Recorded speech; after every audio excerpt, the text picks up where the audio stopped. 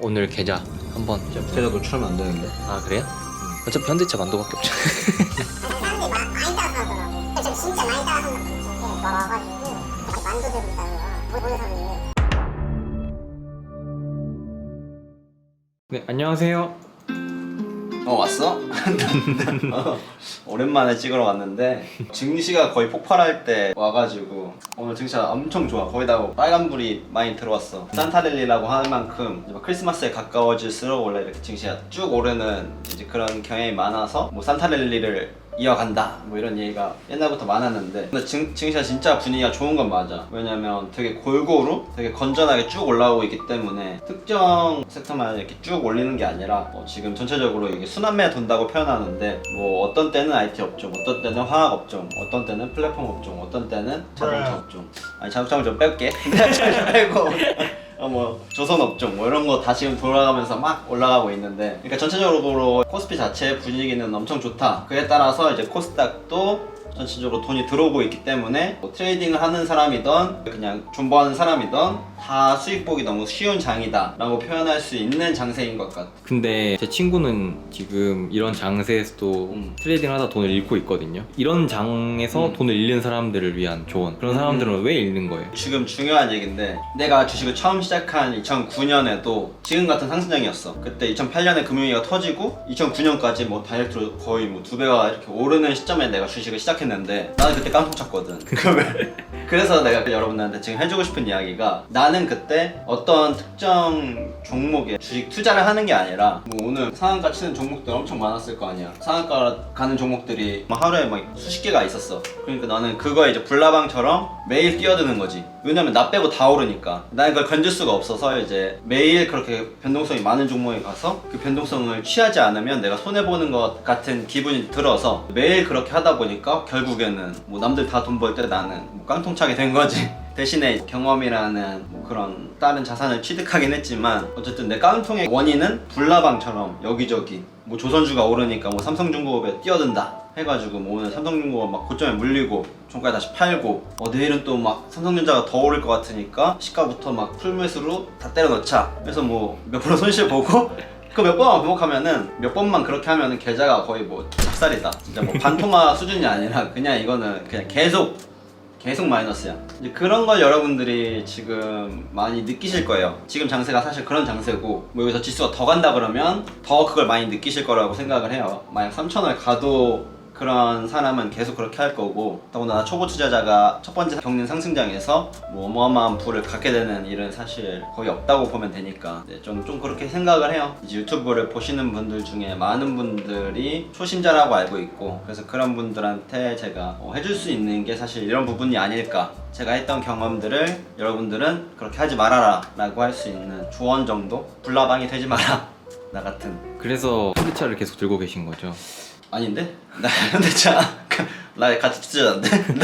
나 지금 장난으로 산 거 아닌데? 지금 다 오르는데, 사실 자동차 업종을 산다 그러면 전체 포트폴리오에서 자동차 업종을 반을 가져가기로 했다라고 하면 그 반 안에서 종목을 되게 나눠야 된다는 거지. 현대차가 될 수도 있고, 기아차가 될 수도 있고, 현대모비스가 될 수도 있고, 현대위아가 될 수도 있고, 만도가 될 수도 있고, 뭐 이렇게 한 5종목에 뭐 20, 20, 20, 20 해서 5분할해서 사실 포지션을 취합하는 게 원래는 정석인데, 근데 나는 조금 더 경험적으로 현대차랑 가깝다고 생각을 해서 이제 현대차의 비중을 조금 더 늘리고, 그리고 만도라는 비중을 잡아가고 있는 건데, 만도의 수익률은 현재 한 36% 정도 되는 것 같아. 뭐 금액이나 이제 그런 거는 공개를 안 하려고 합니다. 그리고 이런 종목도 사실 원래는 얘기 안 하려고 했는데, 뭐 이런 종목들이 사실 대형주니까 제가 조금 부담이 없긴 한데, 많은 분들이 이걸 보고 조금은 모르겠어요, 저한테 책임감을 그래서 약간 뭐 그렇게 부담스럽진 않은데, 계속 그렇게 저를 푸시하시면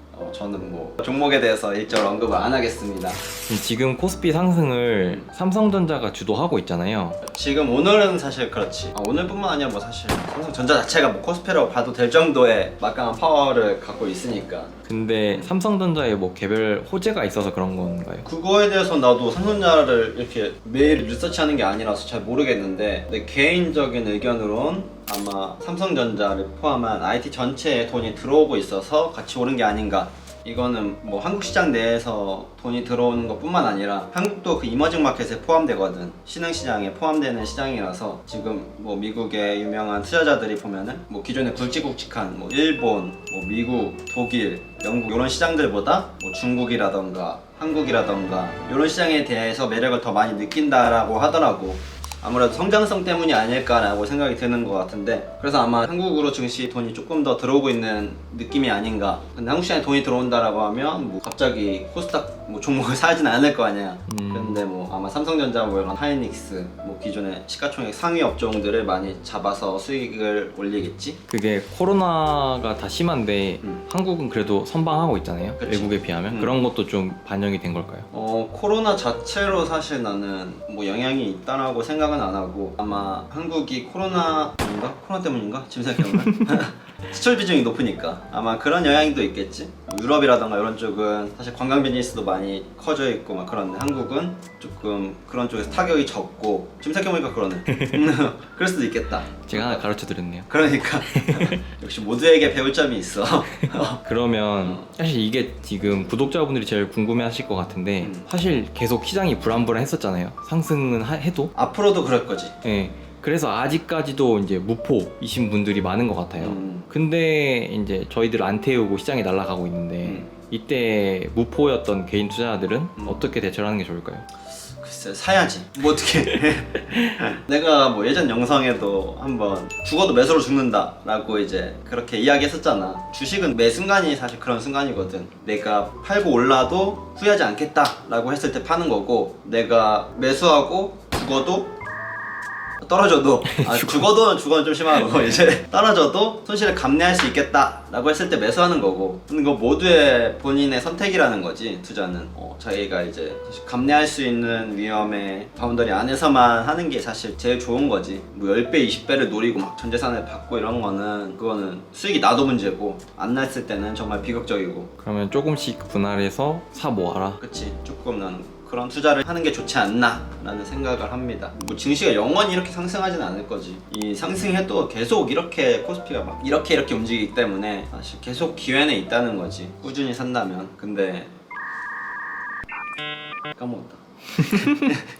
그럼 오늘 삼성중공업이 좀 크게 올랐잖아요. 주목을 받으면서. 그치, 지금 조선주들이 저번 주 뭐 저저번 주부터 엄청나게 올랐지. 11월에 주가가 40, 50%? 뭐 현대미포조선 이런 것들은 진짜 60% 이렇게 오르는 것 같더라고. 이게 조선업의 부활로 볼 수 있을까요? 아니면 그냥 단기적인 상승에서 멈출까요? 사실 조선업이 괜찮아지고 있다라는 거는 어느 정도 예상이 된 이슈였거든, 시장 안에서는. BDI 지수라는 게 있는데 컨테이너를 옮길 때 그 드는 비용을 지표로 잡아둔 거야. 이제 벌크님 지수라고도 표현하는데, 그래서 이게 사실 지표로 보면은 5월부터 이렇게 쭉 올랐단 말이지. 그래서 그 현대상선이 랠리를 시작한 시점도 사실 이 시기랑 비슷하다는 거지. 해운업종 지수가 사실 요거랑 되게 일맥상통하게 움직이기 때문에. 근데 이제 그 컨테이너들을 옮길 수 있는 배도 부족해지니까 조선업종이 당연히 지금 펌핑되는 거고, 결국 그런 논리의 흐름대로 간다는 거지. 그때 뭐 현대상선이 막 오르고 있을 때 그때 현대상선을 살 수도 있었지만,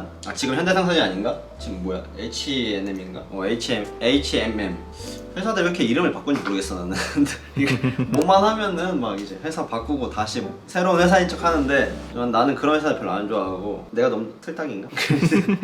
HMM이 입에 안 붙네. 어쨌든 현대상선이 그렇게 오를 때 다음의 시나리오를 생각해 볼 수 있는 거는 그렇게 어려운 건 아니잖아. 그쵸. 그치, 컨테이너 비용이 올라가고 있는데 그럼 당연히 배도 부족하겠지, 이걸 실을 수 있는. 그러면은 조금 더 선박 건조량을 늘리거나 그러다 보면 자연스럽게 수주량이 늘어날 거고, 그런 맥락의 흐름인데, 나는 조선업종에 대해서 사실 옛날에 공부를 되게 좋아했었는데 요즘은 안 하는 이유가 생각보다 증시에 이게 반영이 너무 안 되더라고. 이게 수주량도 그렇고 이 재생에너지 붐이 사실은 거의 조선업종에 제일 먼저 들어왔다라고도 할 수 있어. 왜냐면 그 LNG선인가? 그것도 재생에너지 선박으로 다 바꿔야 되는 시점이 계속 다가오고 있거든. 그래서 한국의 많은 조선 회사들이 그 수주를 할 거다라고 예상을 하고 있기도 하고, 그 이슈가 유럽에서부터 시작됐고, 탄소 배출 규제권 이제 그런 거 있잖아. 전기차 한 대를 팔려면 뭐 내연기관 차를 10대 팔아야 된다.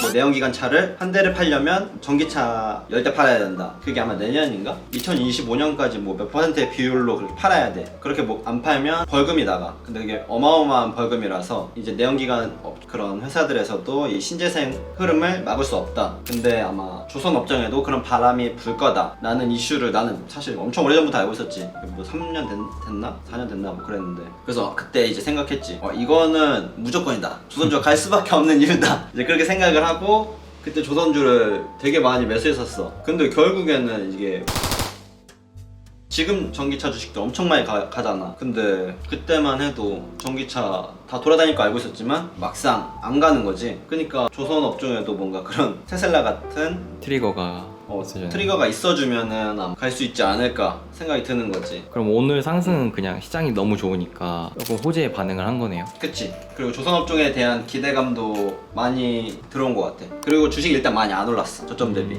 다른 주식들 막 두세 배 오를 동안 조선주들은 바닥을 기고 있었고, 그렇기 때문에 더 살만한 명분이 생기는 거지. 그래서 아마 조선주들은 쉽게 돈이 들어오고 쉽게 나가고 그런 게 아닌가 그런 생각이 드는 거지. 근데 친환경 붐이 이 조선업종에도 한번 불고, 그걸 뭐 한국의 조선 회사들이 잘 가져온다면 그것도 무시 못할 성장성을 가지고 있다라는 생각이 옛날에 들었는데 요즘엔 나는 모르겠어. 조선업종 워낙 많이 뒤어서. 근데 항상 너무 빨랐잖아요. 나는 좀 그런 것 같아. 그게. 저는 이제 집에 가서 제가 공부해 보겠습니다.